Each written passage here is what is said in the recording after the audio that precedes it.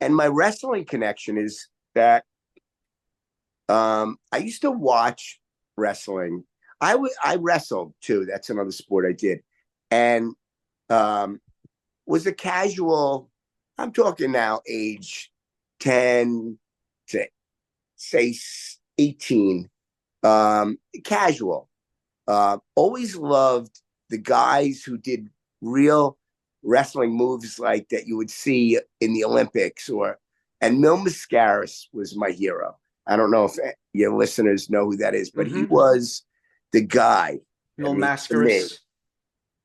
yeah. And then I kind of left it for a while, and when I finally got into the entertainment business and saw what Vince did with the WWF, with hooking up with MTV and all these great personalities and all that. And I kind of got back into it. But my work in there has nothing to do with my wrestling fandom. Um, I, after 10 years on Wall Street, was miserable, um, got into comedy, stand-up comedy, and was doing a lot of improv shows. And Vince saw me in an improv show. And at the time, they were trying to get the Bobby Heenan show off the ground, which was only lasted 4 episodes, but they're freaking hilarious. Mm-hmm. Um, and he was looking for like a co-host for Bobby that could go toe to toe with him in terms of improv back and forth, and The dynamics. yeah. And Vince saw me in this show, and I recognized him in the audience, and because it wasn't like a theater show; it was in a restaurant.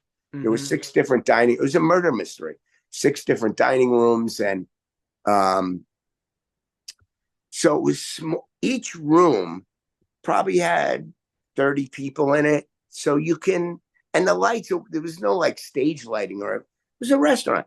People bought a ticket to see a murder mystery and eat their dinner. And my character, I was doing Jameson um, for that show, and I had him roaring all night, and I introduced myself after the show. He was very nice, but a little bit like, yeah, I don't want to have a conversation. Um, More like, yeah, great show, you're great. And then, and that was a Saturday night, and um, at seeing him, I thought, wow, wouldn't it be great to work for them as an actor, as a As a whatever. character, yeah. Yeah. Trying to get my acting comedy career off the ground. And um, I kind of by Monday morning forgot about it like that, because that's how the business is, trying to get jobs, auditions, and all this stuff.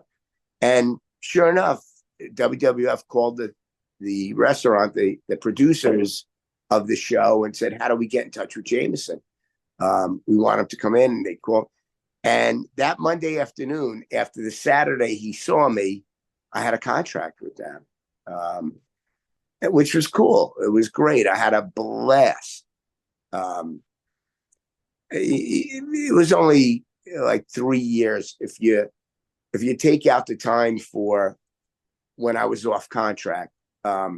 It was probably like 30 to 36 months that I was actually under contract to them, but it was great. In that time too, it was like you had mentioned, like the rock and wrestling connection, the MTV. The business Yeah, was very hot, back then. Led by guys like Hogan and Macho Man Randy yeah, Savage and yeah, Andre the and Giant. the timing was so perfect because it was like the birth of pay-per-view, Hmm. and wrestling. There was so much money to be made that they can afford a schlep like me. Like, not that they couldn't afford me, but I mean that they could, he was a master, Vince, at, um, first nailing down TV contracts, because he was with USA, local channels in New York. Um, what was the other one? Super Saturday. Anyway, he Saturday was night's main event. Yeah, but NBC. there was another one. Oh my God. There was Primetime Wrestling, followed by Raw. What was the other one on Was Saturdays? I don't know. But anyway, he was a master, and he was branching out, going, where no other wrestling company ever really went. What he uncovered, and just the buildup. And I never appreciated, um, to me at the time, it was just an acting gig. It was another acting gig.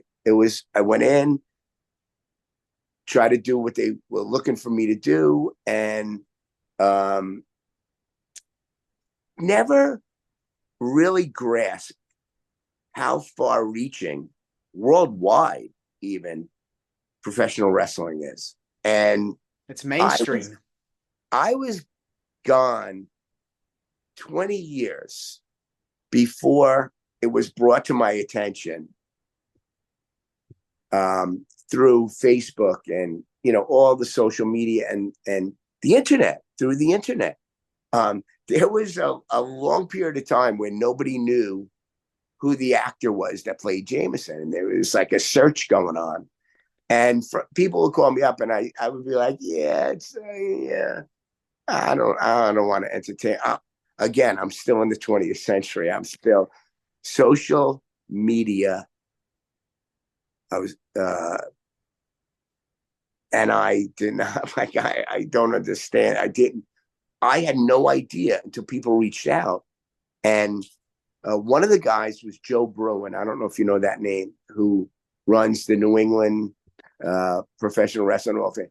He saw me on the internet doing a comedy show, um, and where I work. At the time, I was running a nightclub, and said, "Are you really Jameson? Or we want to put you in our Hall of Fame." And then I get a call from a sports writer from upstate New York. "Are you really Jameson?" And I was like, wow, 20 years later, people really, they want my autograph. They want to know. I couldn't believe it. Um, and I've since, for the last 10 years, really recognized and have come to admire and love wrestling fans. There's nothing like them. They're just so devoted, and yeah, it's given me like a second life in that. Well, Um, the cool thing about professional wrestling is that if you were in the business or have been in the business for so many years and there's like that one character that you played, fans will forever remember Crazy, that character. crazy. People quote, "I'll go do a signing somewhere," and I don't do many. I don't think I've averaged one a year, maybe one a year.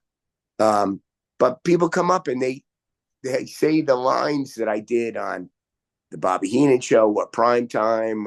"Oh, I remember when you did," and like, I don't even remember all that stuff. But I love that people remind me of um, you know, what I meant to those telecasts. Humbling. Wrestling fans humble me.